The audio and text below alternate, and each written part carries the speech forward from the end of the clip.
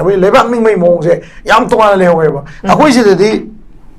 ꯂꯩꯕꯥꯛ ꯅꯤꯡꯕꯒꯤ ꯃꯑꯣꯡꯁꯤꯁꯨ ꯀ꯭ꯂꯤꯌꯔ ꯑꯃ ꯏꯑꯣꯏ ꯑꯣꯏꯗ꯭ꯔꯤꯕ ꯇꯨꯔꯤꯖꯝꯒꯤꯁꯦꯀꯣ ꯍꯥꯏꯗꯤ ꯑꯩꯈꯣꯏ ꯅꯤꯡꯊꯧꯁꯤꯡꯁꯤꯅ ꯕ꯭ꯔꯤꯇꯤꯁꯀꯤ ꯀꯩꯅꯣ ꯃꯀꯣꯛ ꯀꯛꯈꯤꯕꯅꯤ ꯕꯤꯔ ꯇꯤꯀꯦꯟꯗ꯭ꯔꯁꯤ ꯐꯥꯁꯤ ꯇꯧꯈꯤꯕꯅꯤ ꯍꯥꯏꯔꯒ ꯑꯩꯈꯣꯏꯅ ꯁꯣꯝ ꯅꯥꯀꯟꯗ भारत सरकार की मथक्ता अखोई इंडिपेंडेंट मणिपुर अमगी लांजे थेंगनरगा ब्रिटिश की लांमी मैम दुगा लान थेंगनबदो ngasi लान थेंगनगिबदो अखोई इंडिया की टूरिज्म मैप सिदा मणिपुर की मियाम सिना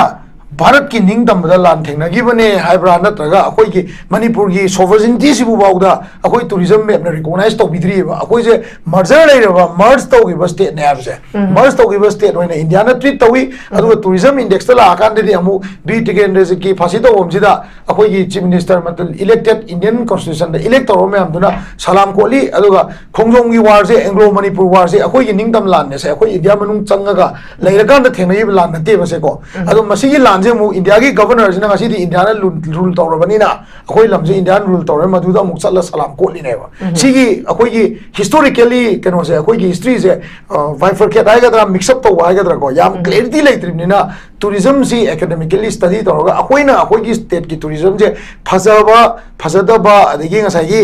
हिस्टोरिकल अखोई की इपा इपु की निंग तंबा थौना लेबदो अखोई कमाइना प्रमोट तौगनी हाइबसे मसी अखोइना एकेडमिकली अखोइना डिसाइड तौजबम चंगीबको सिमलेको दे लास्टली तमजनी जे अखोई की लाइक तम मतमदसु लेबाक निंगबगा टूरिज्म गदी याम नकना मरी लेना बने अदे अखोई हिमाचल प्रदेश दा करागुम शिमला कोइबा चलु चलम तारदी को अखोई आग्रा दागा तौइदो अखोई ताजमहल की ममांग दा आंग लाइक सोन तमदबा अखोई की कहनी स्लम द लेबा आंग इंग्लिश में मैंग लोलगा दुम कसाई मा से टूरिज्म डिपार्टमेंट ना पीबा रजिस्ट्रेशन कार्ड का पाइबा तारगदी मधुगी टूरिस्ट माना ताजमहल की मतांग ngang bagi hai bagi adum ba leito kangla da su adum por amadi leiba male ko leiba ta ga su ai nga sai je ko historically khongjom da su leigedam ne bese ko war memorial jing je loi leigedam ni a da leiba nambol ki si leigedam ni ai ne manung da mi mana khoi guide to gadam ni mana minute manga tra kuting gi man hai gedam ni ma si kai no kamai to no mai du yenga ko ala kadam na te ba ado subhasan rebos ki wari je ma kamai mang ri no sida ai ne firan kamai jing de japanese jing je kamai han gi bano adu wari lirak paganda khoi ki sovereign nation ne wera mi hai wari je yaw ka to ne ba adu yaw room do amta leite ba koina fazana tamdrabni na ko adu masi ki mangja ba yam chaung le ba like tam matam da ima ipa oi basing na su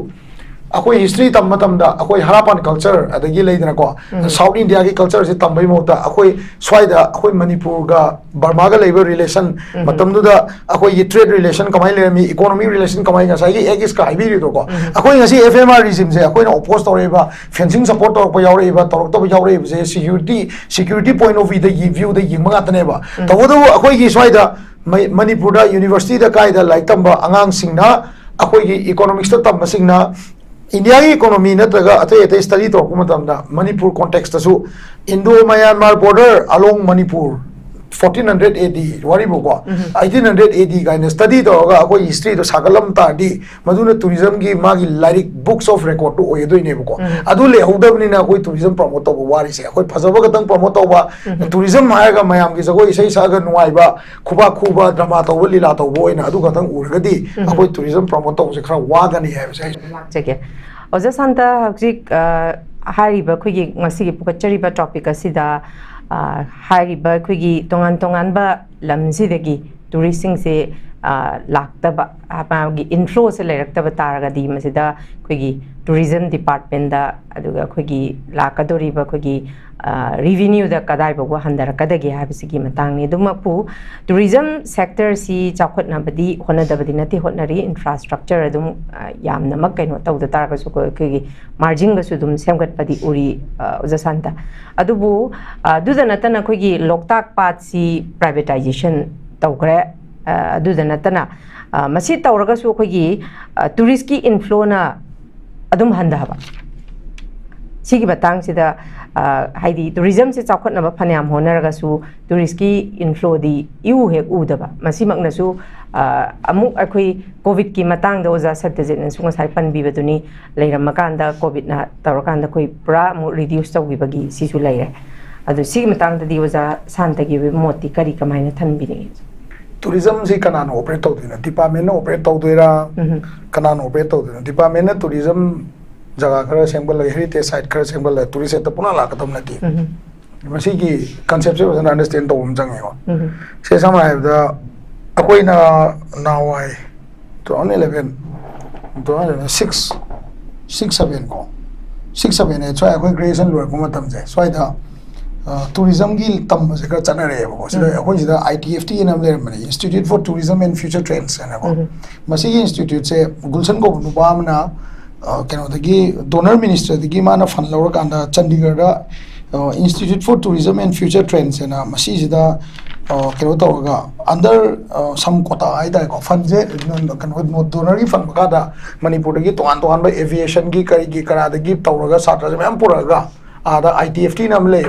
keno institute ma ujiti Chandigarh kari tourism university aba kram on gram ne ko adugi institute por kan even ko ye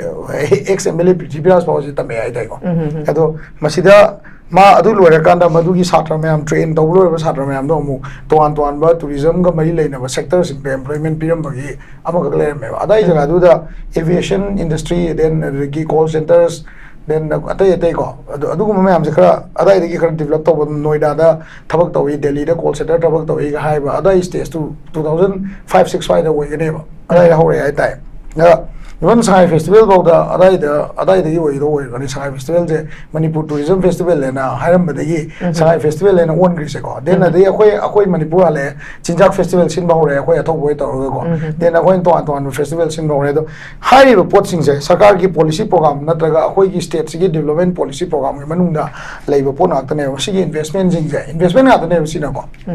sigi investment sing se amu mase akoi na revenue on ke aduga footprint ade footprint mi ko ge mi chakal ke ade madu step yam to leba mada sida akoi India se tourism da khwai de gi India da yam chauna tourism de impact level state sing se Kerala Andhra Pradesh Uttar Pradesh ko tena de gi akoi gi Himachal Pradesh Uttarakhand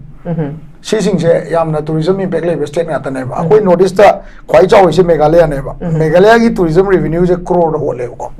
akoi na somda lakhs to ho le akoi 148 lakh ko gana somda kanda ko se 200 crore matak tamadi revenue se adom da chakre ba adu kamai ne wei re no se masi gi se kamai to ge ganda adagi amu angle amada mu yengo ko angle amada yenganda akoi gi India gi kwai gi chaw ba tourism company se kanano had IRTC ne ko akoi gi Indian Railway Catering and Tourism Corporation na ja si gi stock value se adugometic gyam me India ne ma le re then adu mathang da atai ho gi akoi gi ton ba India gi company sing ai ta ko India company sing mam le ri si company sing se maming ne ko sum maming oi pan ma da ko ai yeng ai hai jara ke ko ma sa akoi gi kano gi tourism stock se India da yeng wagan da ko akoi kano se akoi gi intro travel private limited kan le intrepid travel ga le ko tas tour trips ka le si me am je stock market da list of tourism company ga ta ne ba akoi Manipur gi tourism si gi US ki advisory do ngatang to an tham gi je ba tourism si chakot na ba hona ba da akoi gi sarkar gi role ji sida akoi gi yeng si kan donor de pisa kha pirak pa state ki program kha to ba INA kha develop to ba amuk repair to ba even khongsom de ga se khongsom war memorial ga se get ani pansan gram ne hoje adu tourism develop to ri ne na changphom mama thokphom mama ga na ko mi lak pudi ga ju hengal ko isu lai ke ba khongsom war memorial se kasu yam ka hengal ko lai te Japan gi hoji lai ri ba akoi gi kano se koi nambol gi se lai ba war memorial ma lai ri ko asi ju ha na situation de kem hengal ko lai te tourist la ga masai gi haibi ri dumai na ma gi family sing duna moi gi veteran kano sing do lan mi sing do la ga salute to ba na traga lai kat padagi hendo pa su thok lai ke akoi is da develop to ngai lai te ba adagi amu masi gi field je chawkhat na ba government na kai step lori hai ta di akoi are we participating in the mega tourism event to promote the state high adu so mukta uti ba koi ko mega tourism event sing da akoi sida leiba tourism company sing na tra entrepreneur sing tourism ga mari leina ba flight ticket ka ko mi na ta ba ko akoi Manipur promote to sa ga ba loktak promote to ning ba lenden leidna ko ha masa festival to kanda competition khar to me akoi Manipur tourism gi sai festival gi video ga je kana no thagan ro ha ga kwai phase ba do prize ka pidna to me ko promotion of Manipur tourism and adu gumba Thailand na chatna Bangladesh chatna ate ja chatna akoi tourism promote to na ba adu gumba facilitation program am ta ko state government gi leke adu ma ta su tourism entrepreneur am opok tri ha go ya only tourism bu okpi ge da entrepreneur ri am po e adu tourism promote to na ba entrepreneur pok te Manipur leke ko asi akoi yar chat pum change ba simale ko then adu matung da mu akoi na highway ai je kai no ai kan da sai gi akoi na to we ai je kai no kan da haziki revenue versus kano se ngasagi academic versus kano se ngasagi revenue se ani je yeng na matam da di ngasagi akoi gi institute sings da gi afava akoi na government na sin mangam drabani na se akoi sida Manipur University da tourism gi institute ga then classic go ba institute ga moi sing sina chalaga national level da international level da Bangalore da kai da Delhi da tourism gi oi ba export to kan da akoi Manipur se promote tong na adu gum platform do akoi Manipur government jina madu platform do lobby ga da bane ko adu loga entrepreneurs in the Tagadam. For example, my Momagi Karigi, Dubai, the Gate Expo, Ghana, my Pisapoto, Pubiri, and Agua. A mind of the state tourism entrepreneurs in the Yogurt Pibagi, Adumbarum Montas later. Simana, a way tourism gi, or work and Swida, a way combine a promoter, we have them, Swida, Lower and Lower. Only Sakara Torisic and Uganda, they are investing money to refurbish and relocate or re-beautify major spots. Adu maina haibe are ko aduga ngasai adu matung na koine yengbe ai se kai ganda till that tourism entrepreneur apawum to Manipur de pok tri ba koi fashion ki kari gi di poe ko se robot na moi kai we mayam pok na malem ji da phida ma kan ngam me ba koi gi ko adegi koi gi kano da Miss India ke ga to udra ko mayam thok ngam me Mr. mayam putre Mr. World putre sports da koi kalle adu tourism area na da we have not occupied even an iota kai umam da koi occupy to lei tri adu tong na bo kona ba su leite to ge su khande adu to ge khan ma ta ga su government da gi adu gumba daka lai ba support pi de ba sina tourism wari loare ko adegi second na mo koi na thamning sina travel advisory ji mata level 4 ai se kai no ko present khangmum change level 4 da ai se chalu hinu madu itni conflict lai khata hai banate adu da level 4 ai se kidnapping extortion ko su khawai yawi ba wai kara ko adu chances of kidnapping extortion adu ga marak to the local law enforcement agency na matam chana mateng pangakta ba yai have se si statement jam sang na yawi ko si pot se yawani na akoi da laiba image kai noi ganda is Manipur lawless according to US government and ada changreba adana sagi yengji ko akoi si kidnapping and killing adagi ngasagi lawlessness je narangan Meghalaya da thoiba akoi gi kano gi indoor gi nupi mana magi nupa do contract killing do hatu bagi case then si ga chamana ba Uttarakhand da soma thokre ngan ko si gi case me amje lakwa na moi gi government na kamaina react to ga madu gi state ki image du kamain to kan na bo na ge abji akoi muni yengum changeba Meghalaya government na Maduda yamna special consideration ga loina na Meghalaya gi malem de leiba tourism gi oiba map happiness index or ko kano se akoi gi kano ka hani akoi gi hospitality industry sida ko moi gi image soktana ba aduki matik ngasagi UP gi policing ga phawna dana kotna dana to kan moi image kanna bo ne ba however in Manipur akoi gi government jina ngasagi kano gi matang da tourism gi matang la ko matam da say example ngahan gi akoi gi yamna pikpada haya kanda siroi lili gi sigumba adugumba kumai da local rock concert ka toba mapandagi Delhi dagi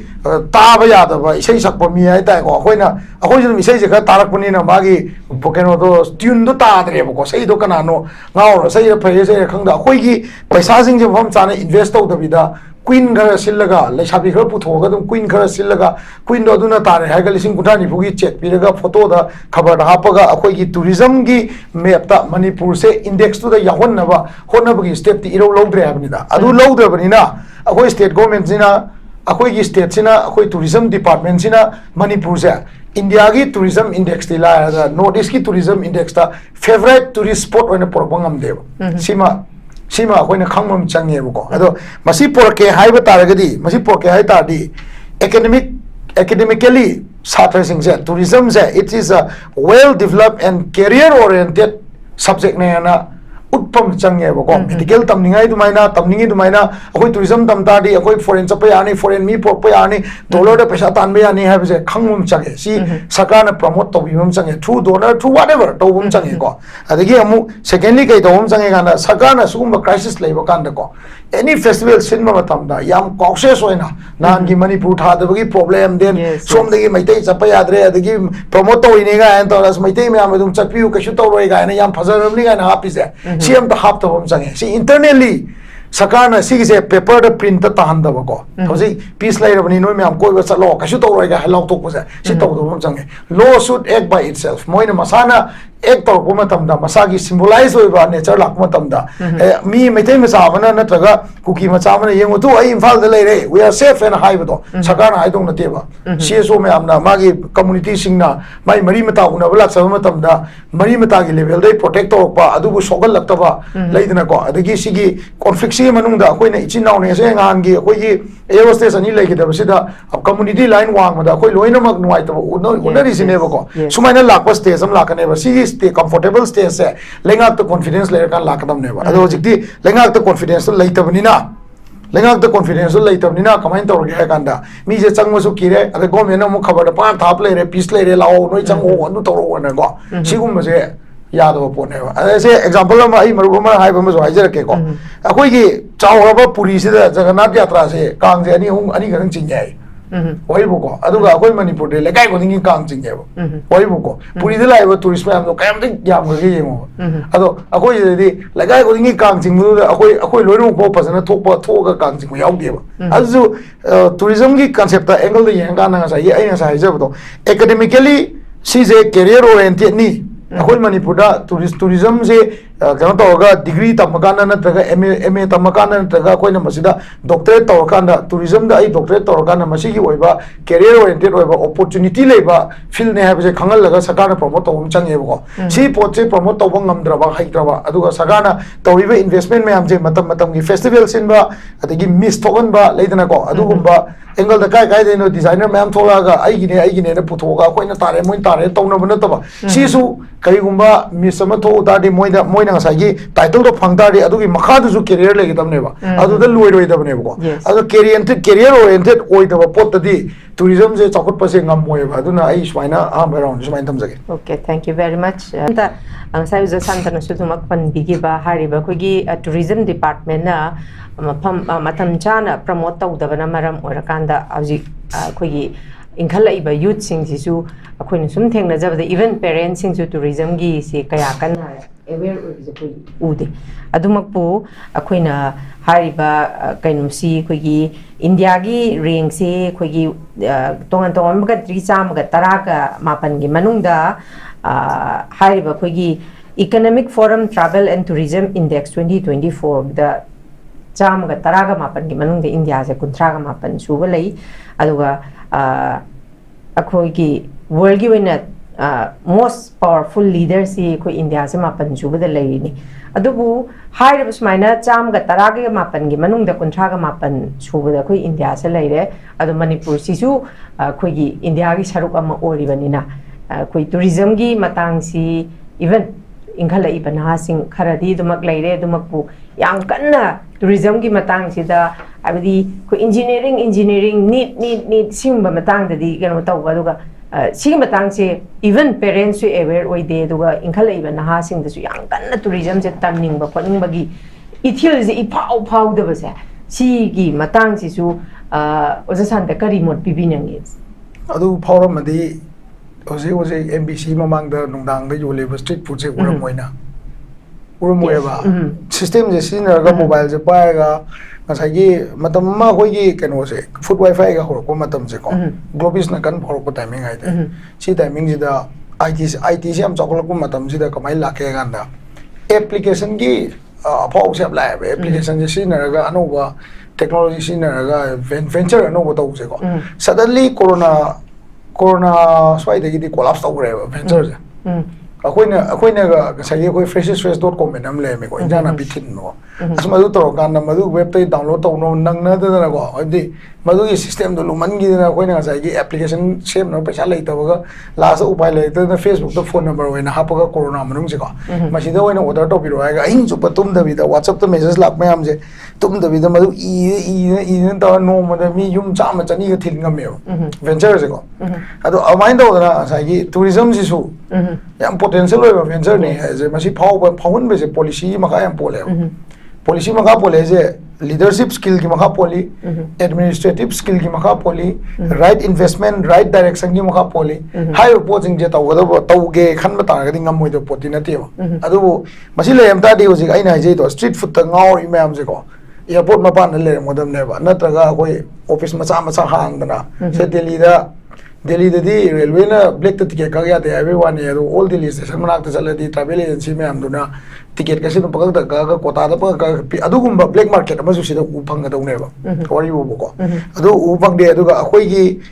main noina akhoi ai isamak to suni ko mingon da haibna te isamak to suni ai isamak se Manipur gi lam mayam je sida ai isa je tourism consistent oi de ba akhoi na khangi je samna da akhoi khongsom de am khange kangla je akhoi yeri te side na am khange adu kana ko mom na ngon kangla je promote to hai ta de adu promote to no mong da ngang de roi wai bo ai kangla je kai no di kange ko ning thau ge adu ne ada ne kange adu promote to no ba di mi chingak na ba ngang de hai roi adu gi adu practice to ne ba tourism da akhoi na sa gi degree to ba qualification lo ba ga hai je ko adu da sa gi amon jala ga na sai kamai to ya da policy and planning de ko che example amani ha ke ba agriculture department da IS officer na MCS na director hoi bagi dakar soklei lete horticulture department da madu ki dakar soi lete rims na dakar lete ko si me am se akhoi khanga chapam change technical fire brigade da MCS na director hoi ya ba police thai je kai no ba active service ma involved to yan thai ne mai je wai bo ko ado akhoi je to ise adu na te ba MCS amana agriculture department director more than 4 years in later ko 4 years in agriculture department je why so bisara amana amung director wai sida bana te ko ai ja mi gi nga sa ye technical field gi lakcha ba poto technical field la samna the departmental exam jo to we ai na ke to we ya the army bo promotion ka ba colonel ka na ba the departmental exam to we physical fitness to we weight ka hela ba the air force the promotion ka ya ponti ba adi nang weight si we da nang kama wing commodore ka nang weight si le gedam ni nang gi running ado heart beat si le do adu le na fit we de bam le ba amai no agriculture department ge so AO me am se gi DO me am adi additional director ma to le the departmental exam to we ai ba MCS na departmental exam to raga sorry MPSC na departmental exam to raga madugi technical field do MPS na madugi expert mayam ko ga questionnaire sema kanda department je run do boda matik chaba mi do khan magi opportunity to PBI ba low ya banda aduna da mi leitre na khan wai na mantri na mo amo hapsan nga lai ga mantri na ong lok to da police ki osi transfer to we da pro to ga di madudi technically fisheries da su ya da bani se ko ado mapan da Delhi da mo agriculture ha di fisheries veterinary si me am lo no agriculture manung chal ni sida na mo akoi mantri yamna ba lo thuga khai do rei ne ba sigi poche akoi pasan khangom chang ne ba tourism de yamna step ma really la na nupi taret ko malon bagi ngasa yi treatment ne mo na tourism department to biri se ko tourism department ji masida lai ba poche ke ani se Manipur da lai ba tourism gi director masamak sunga ne huji huji koi biri ba IS or ngani huji koi se ko masamak da suma ne ma ga ji dibere ta to na da Manipur je tourism mo na ma promote to and high di nangi matam da revenue se 15 crore na to 20 crore revenue angalan je ai ta di Shanghai festival gi ticket ka kona ta di ma su upai te ga ne ba mapan de footprint se porok na bo na da ko adugumba position da ne bo ji tourism ne lai se aduna ai nga sai je ne akoi Manipur da any department whether PWD oi gera agriculture department oi gera adigi horticulture oi gera fisheries oi gera social welfare oi gera academically sound oiba matam ga chuna ba satra research based oiba satra ga makoi ga yam close type to ga na yam nak na chamina ga madugi akoi na chakhola ning mo field tu gi research based to por ga to bum chang ya ba say example ji lambi je chai kya de no sem ga lai je geography department de leba geology study to ba nga leba lok thok tana kutna kotna yeng na adigi magi rain gi kano nong chu gi chang millimeter kya churi no sai da adigi u ho da bisne impact kyam lai ga study to ga na DPR je sem ga thang dam ne akoi is the live DPR me am ji fun oriented ko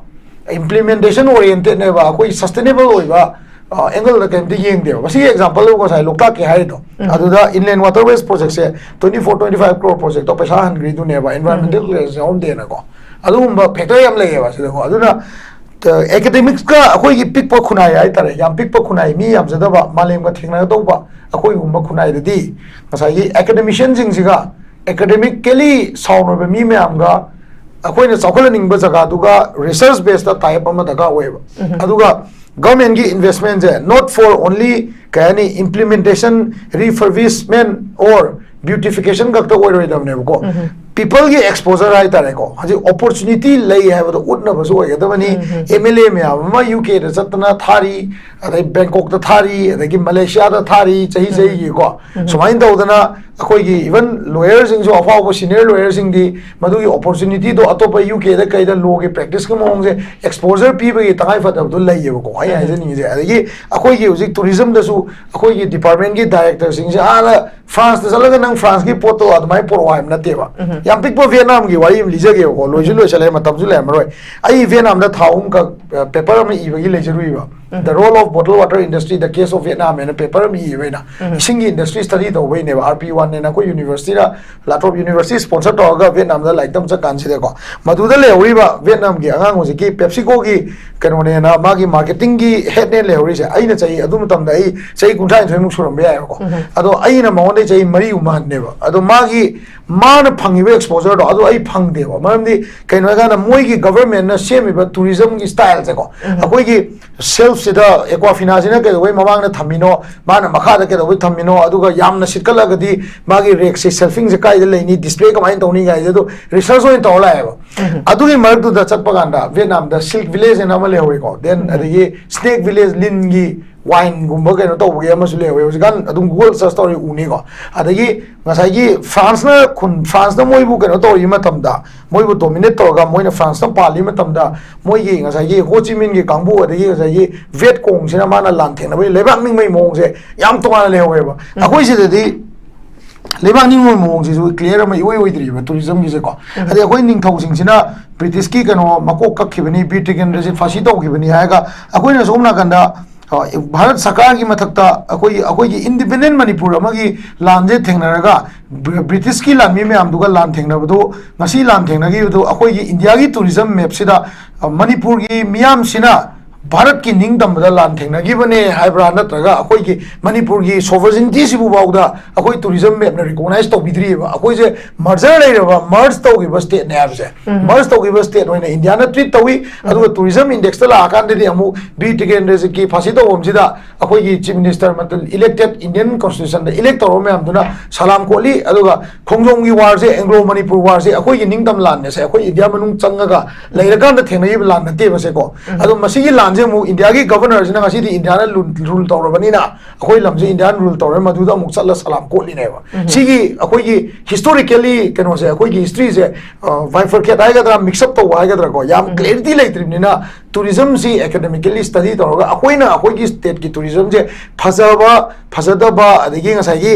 historical akoi ki ipa ipu ki ning tamba thona lai do akoi kamai na promote tawgni ai je masi akoi na academically akoi na decide tawsa bam changi ba ko simle ko de lastly tamjani je akoi gi like tam matam da su lebak ning buga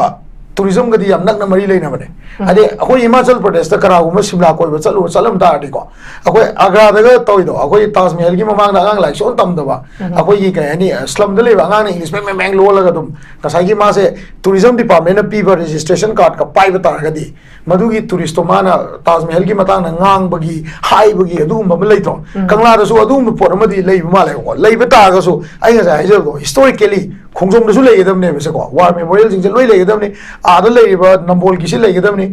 ai ne manung da mi na khoi guide to gedam ni mana minute manga tra ku tingi man hai gedam ni ma si kai no kamai to no mai du yenga ko ya la kadam na te ba ado Subhasan Rebus ki wari je ma kamai mang ri no sida ai ne firan kamai jing de Japanese jing je kamai han gi bano adu wari lirak paganda khoi ki sovereign nation ne wera mi hai wari je yaw ka to ne ba adu yaw bu gi room do am da lai tre ba khoi ne fasana tam dra ni na ko adu masi gi mangja ba jam chaung le ba lai tam matam da ima ipa oi ba sing na su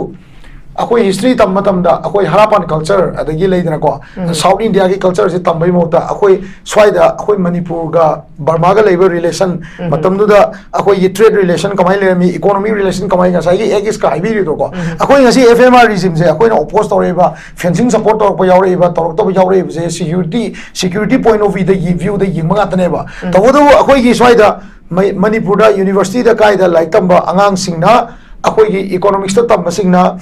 India की economy नत्रगा अते study तो को मतलब दा Manipur context तसु Indo Myanmar border along Manipur